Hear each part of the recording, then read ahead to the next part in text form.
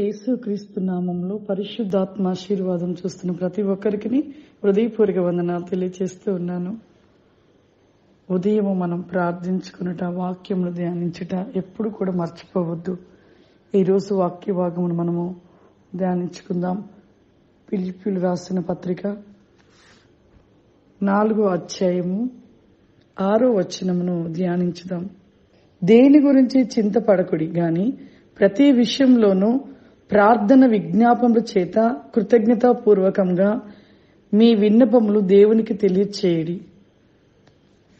ఇక్కడ ఒక గొప్ప మాట చూడండి. దేని గురించి మనం చింతకు పడకూడదు. ప్రతి విషయంలో ఎంతో మంది చిన్న చిన్న విషయంలో టెన్షన్ పడుతుంటారు. ఏదైనా వస్తువు పోయినా, ఇంకా కొన్ని సమస్యలు విషయంలో టెన్షన్ పడిపోతూ ఉంటారు. అందుకే దేని విషయంలో మీరు చింతపడకూడదు కానీ ప్రతి విషయంలోనూ ప్రార్థన విజ్ఞాపముల చేత కృతజ్ఞతాపూర్వకంగా మీ విన్నపములు దేవునికి తెలియపరచండి. మనకి ఏ సమస్య వచ్చినా, ఏ బాధ వచ్చినా, ఏ కష్టం వచ్చినా ముందు మనము ఇరుగు పొరుగు వాళ్ళకి కాదు, అనేకులకు చెప్పకూడదు. ముందు మనం చేయవలసింది మన దేవునికి తెలియపరచాలి. ముందు మనము ప్రార్థన చేసుకోవాలి. విశ్వాసం కలిగి ప్రార్థన చేసుకొని కృతజ్ఞత పూర్వకంగా దేవుని యొద్ద మనము దేవునికి విన్నపం చెయ్యాలి. అంతేకాని మనము చిన్న చిన్న విషయాలకి టెన్షన్స్ పడడము, మరి అనేక ఎవరికో చెప్పుకోవడము, ప్రార్థన చేయకుండా ఉంటే ఏ ప్రతిఫలం పొందుకో. మొట్టమొదటిగా మనం చేయవలసింది ప్రార్థన చేయాలి. ప్రార్థన ద్వారా మాత్రమే మనము ఏదైనా చేయగలుగుతాం. మా ఇంట్లో మా బాబు మరి ఒక డ్రోన్ తీసుకొచ్చాడు. ఎందుకంటే మనకి షూటింగ్ చేయడము, ఇట్లా ప్రేయర్స్కి, మెసేజ్కి, మళ్ళీ సాంగ్స్ కూడా వీడియో తీయటానికని మా బాబు డ్రోన్ కొనుక్కొచ్చాడు. అది ఒక 2 సంవత్సరాల క్రితము మేము మా ఫ్యామిలీ అంతా కలిసేసి ఒక ప్రాంతానికి పిక్నిక్ వెళ్ళాము. అక్కడికి వెళ్ళాక మా బాబు ఆ డ్రోన్ పెట్టి కొన్ని అక్కడ వీడియోస్ తీశాడు. తీసి మా బాబు ఆ అడవి ప్రాంతం, ఆ స్థలంలో అడవి ప్రాంతంగా ఉంది అక్కడ పిక్నిక్ లో, అక్కడ వదిలేసి వేసేసాడు. చూసుకోలేదు. ఇంక మేము వచ్చేసాం. వచ్చాక ఒక 2-3 నెలల తర్వాతకి మా బాబుని అడిగా, నేను కొన్ని వీడియోస్ తీయాలి నాన్న అని అడిగినప్పుడు మొత్తం వెతికాము, కానీ ఎక్కడా కూడా దొరకలేదు. బాబు చాలా టెన్షన్ పడుతున్నాడు. ఇక నేను ఒక్కటే దేవుణ్ణి అడిగాను, ప్రభా ఎక్కడున్నా ఆ డ్రోను మరి తెలియపరచండి, అది తిరిగి మరలా మా చేతికి ఇవ్వండి అయ్యా అని ఇలా రోజు ప్రార్థన చేసేదాన్ని. కానీ ఎవరికి చెప్పలే. నేను ఇక ప్రార్థనలో పెడుతూ ఉండేదాన్ని. ప్రతిరోజు కూడా అలా ప్రార్థన చేసేదాన్ని. మా బాబు కూడా వెతికాడు, దొరకలేదు. నేను ఒకటే నన్ను బాధపడుతున్నానా, మన దేవుడు ఖచ్చితంగా మనకి ఇస్తాడు, ఖచ్చితంగా ఎక్కడున్నా తీసుకొచ్చి మనకి ఇస్తాడు దేవుడు అనేసి చెప్పాను. ఇంకా నేను అలా ప్రార్థన చేసుకుంటూనే ఉన్నాను. కానీ ప్రభు చెప్తున్నాడు అది ఖచ్చితంగా దొరుకుతుంది అని చెప్తున్నాడు. ఇంకా ప్రభు అలా చెప్పాడు కదా ఇంకా అనేసి ఒక విశ్వాసంతో ఆ రోజు ప్రార్థన చేస్తూ ఉన్నాను. మేము ఇక డ్రోన్ విషయంలో అలా ప్రార్థన చేస్తూ ఉన్నాము. రోజు చేస్తూ ఉన్నప్పుడు మా బాబుకు ఒక సడన్గా ఒక ఫోన్ కాల్ వచ్చింది. ఆ ఫోన్ కాల్ రాగానే మా బాబు ఫోన్ లిఫ్ట్ చేసి ఎవరండి అన్నప్పుడు అవతల వ్యక్తి మీ పేరు కమల అనేసి అడిగారు. అవునండి చెప్పండి అంటే, మీకు డ్రోన్ ఉందా ఇంతకు ముందు అంటే, ఉందండి పోయింది అనేసి మా బాబు అన్నాడు. అంటే ఆ డ్రోను అది ఎట్లా వాడాలో మాకు తెలియట్లేదు, అది మీకు అమ్ముతాము, మాకు దొరికింది, మీకు ఇస్తాము, మాకు డబ్బులు ఎంత ఇస్తారు అని అన్నారు. అన్నప్పుడు ఎక్కడ దొరికింది మీకు అంటే, పలానా స్థలంలో దొరికింది, మీరు ఎంత డబ్బులు ఇస్తారో చెప్పండి, మేము ఇస్తాము అన్నప్పుడు, సరే అసలు మా డ్రోన్ తీసుకుని మీరు ఎలా డబ్బులు అడుగుతున్నారు అనేసి అంటే, అవునండి మాకు దొరికింది, మీరు ఎంత ఇస్తారో చెప్పండి, మీకే అమ్ముతాము, దాన్ని ఆపరేట్ ఎలా చేయాలో మాకు తెలియట్లేదు అనేసి చెప్పినప్పుడు, సరే మీరు ఎక్కడుంటారో చెప్తే అక్కడికి వస్తాము అని చెప్పినప్పుడు సరే అని చెప్పారు. అప్పుడు మా బాబు ఆ అబ్బాయి ఫోన్ నెంబర్ని చూస్తే అసలు ఎక్కడి నుండి ఏంటి చేశారని చూస్తే ఆ అబ్బాయి ఫోటో తీసాడు బాబు.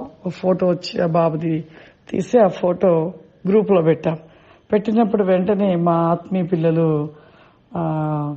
ఆ ఊర్లో ఉన్నారు. ఆ ఊర్లో ఉన్న వాళ్ళు వెంటనే కాల్ చేశారు, మమ్మీ ఈ అబ్బాయి మా గ్రామంలోనే ఉంటాడు, ఈ అబ్బాయి ఫోటో మీ కాడికి ఎలా వచ్చింది? బాబు మా గ్రామంలో ఉంటాడు, మాకు తెలిసి కుర్రోడు అని చెప్పినప్పుడు, అమ్మ ఇలా జరిగింది, ఇలా సంగతి అని చెప్పినప్పుడు వెంటనే వాళ్ళు వెళ్లి మా ఆత్మీయ పిల్లలు కనుక్కున్నప్పుడు పలానా కాడ మాకు అడవిలో మా నాన్నగారు ఆవులు కాయటానికి వెళ్తే అక్కడ దొరికితే తీసుకొచ్చారు.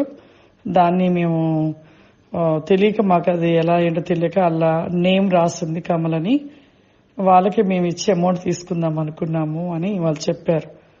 ఇంక వెంటనే మా ఆత్మీయ పిల్లలు మాకు కాల్ చేసి చెప్పినప్పుడు మేము అక్కడికి వెళ్ళాము. వెళ్ళి వాళ్ళు మరి నా ఆత్మీయ పిల్లలు వాళ్ళ దగ్గరికి వెళ్ళి అడిగి చేసి తిరిగి మరలా మాకు ఇచ్చినట్లుగా చేశారు. మరి చూడండి, దేవుడి మీద మొట్టమొదటిగా మన భారాన్ని మోపుట అంటే సమస్త జనులు సమస్త భారం దేవుని మీద మోపినట్లయితే ఆ కార్యము జరిగించబడుతుంది. ప్రతి విషయాన్ని కూడా ముందు మనము అనేకులు చెప్పడం కాదు, కానీ దేవుని పాదాల యందు మనం ప్రార్థన విజ్ఞాపన ద్వారా ఆయనకి విన్నపం చెయ్యాలి. అలా చేసినప్పుడు దేవుడు ఖచ్చితంగా మన పట్ల అద్భుతాన్ని జరిగిస్తాడు. మరి మా యొక్క డ్రోన్ విషయంలో నేనైతే ఎవరికి చెప్పలేదు, ప్రేయర్లో పెడుతూనే ఉన్నాను. ఖచ్చితంగా దేవుడు ఇస్తాడు నాన్న మా బాబు చెప్పాను, ప్రభు అదే విధంగా దొరుకుతుందని చెప్పాడు. అదే విధ విశ్వాసంతో రోజు ప్రార్థనలు పెట్టేదాన్ని. దేవుడు అద్భుతంగా మరి 80,000-90,000 డ్రోను చూడండి, దేవుడు ఏ విధంగా తీసుకురావాలి, ఏ విధంగా ఎక్కడో అడవిలో పడిపోయిన డ్రోను మరి వాళ్ళ చేతికి వచ్చినప్పుడు వాళ్ళు ఇంకా వేరే రకంగానే అమ్ముకోవచ్చు, కానీ దేవుడు వాళ్ళకి ప్రేరేపణిచ్చి దానిలో నెంబర్కి మాకే కాల్ చేసి అమౌంట్ అడగడము, ఇదంతా దేవుడి నిర్ణయం, దేవుడి చిత్తం. కాబట్టి ప్రతి విషయంలో మొట్టమొదటిగా మన జీవితంలో ఏ కష్టం వచ్చినా, ఏ బాధ వచ్చినా, ఎటువంటి ఇబ్బంది వచ్చినా, ఏ శ్రమైనను కానీ మొట్టమొదటిగా మనం చేయవలసింది దేవుని పాదాల దగ్గర విజ్ఞాపన చేయాలి. దేవునికి మొట్టమొదటిగా మన విజ్ఞాపన చేత దేవునికి తెలియపరచాలి, కానీ మనుషులు ముందు మనుషులు తెలియపరిస్తే నీ కార్యం వాళ్ళ ద్వారా జరిగించబడదు. ఎవరికో చెప్తే వాళ్ళు చెయ్యరు, కానీ చెయ్యవలసింది దేవునికి చెప్పు, దేవుని దగ్గర మొరపెట్టుకో. నీ ప్రతి విషయంలో దేవుడు అద్భుత కార్యాన్ని జరిగిస్తాడు. ఎప్పుడు జరిగిస్తాడంటే నువ్వు ఎవరికి చెప్పకుండా, నువ్వు ఎప్పుడైతే దేవునికి మాత్రమే ముందు నువ్వు దేవునికి జ్ఞాపన చేసి దేవునికి నువ్వు చెప్తావో, దేవుని యందు మొరపెడతావో, అప్పుడు నీ జీవితంలో అద్భుతాన్ని చూస్తావు.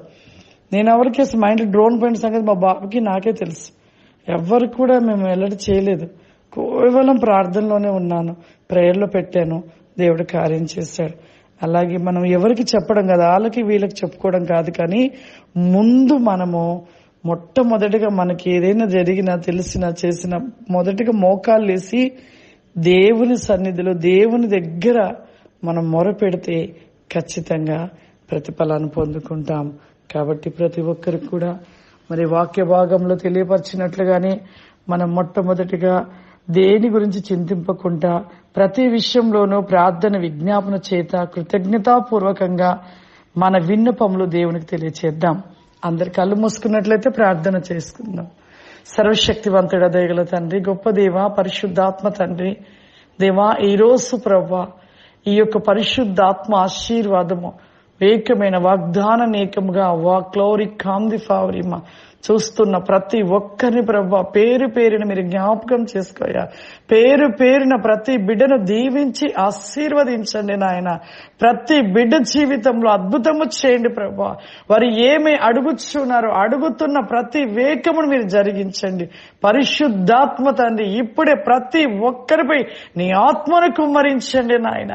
నీ కార్యములు జరిగించండి పరిశుద్ధాత్మ దేవ. ఈ దినమంతా వారి జీవితంలో సమృద్ధి ఆరోగ్యమును సమస్త కార్యములు జరిగించమని యేసుక్రీస్తు నామమున నడుచున్నాను తండ్రి, ఆమేన్. అందరికి మరొకసారి హృదయపూర్వక వందనాలమ్మా. God bless you.